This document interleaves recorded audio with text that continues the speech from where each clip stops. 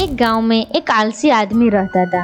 वह कुछ काम धाम नहीं करता था, बस दिन भर निठला बैठकर सोचता रहता था कि किस तरह कुछ खाने को मिल जाए। एक दिन वह यूं ही घूमते घूमते आम के एक बाग में पहुंच गया। वहाँ रसीले आमों से लदे हुए कई पेड़ थे। रसीले आम देख उसके मुंह में पानी आ गया और आम तोड़ने वह एक पेड़ पर चढ़ गया। लेकिन जैसे ही वह पेड़ पर चढ़ा, बाग का मालिक वहां आ पहुंचा। बाग के मालिक को देख आलसी आदमी डर गया और जैसे तैसे पेड़ से उतरकर वहां से भागने लगा। भागते भागते वह गांव के बाहर स्थित जंगल में जा पहुंचा। वह बुरी तरह से थक गया था, इसीलिए एक पेड़ के नीचे बैठकर सुस्ताने लगा। तभी उसकी नज़र एक लोमड़ी पर पड़ी। उस लोमड़ी की एक टांग टूटी हुई थी और वह लंगड़ा कर चल रही थी।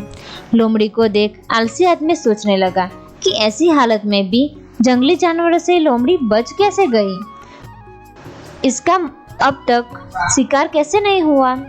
जिज्ञासा में वह एक पेड़ पर चढ़ गया और वहां बैठकर देखने लगा कि अब इस लोमड़ी के साथ आगे क्या होगा।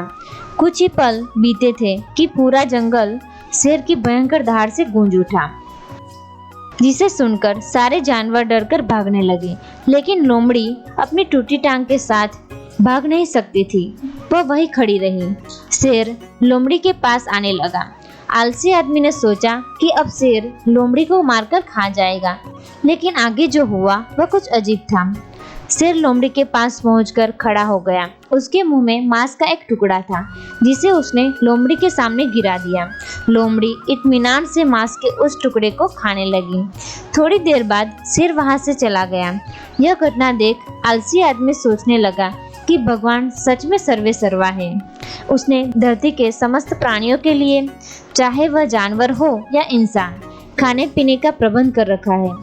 वह अपने घर लौट आया। घर आकर वह 2-3 दिन तक बिस्तर पर लेटकर प्रतीक्षा करने लगा कि जैसे भगवान ने शेर के द्वारा लोमड़ी के लिए भोजन भिजवाया था, वैसे ही उसके लिए भी कोई ना कोई खाने पीने का सामान ले आएगा। लेकिन ऐसा कुछ हुआ नहीं। भूख से उसकी हालत खराब होने लगी।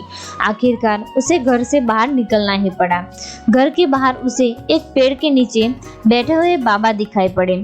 वह उनके पास गया और जंगल की सारी घटना सुनाते हुए बोला, बाबा जी, भगवान मेरे साथ ऐसा क्यों कर रहे हैं? उनके पास जानवरों के लिए भोजन का प्रबंध है, लेकिन इंसानों के लिए नहीं। बाबा जी ने उत्तर दिया, बेटा, ऐसी बात नहीं है। भगवान के पास सारे प्रबंध है, दूसरों की तरह तुम्हारे लिए भी। लेकिन बात यह है कि वे तुम्हें लोमड़ी नहीं, शेर बनाना चाहते हैं।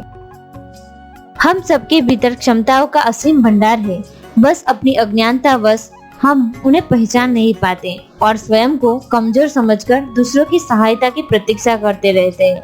स्वयं की क्षमता पहचानिए, दूसरों की सहायता की प्रतीक्षा मत करिए। इतने सक्षम बनिए कि आप दूसरों की सहायता कर सकें।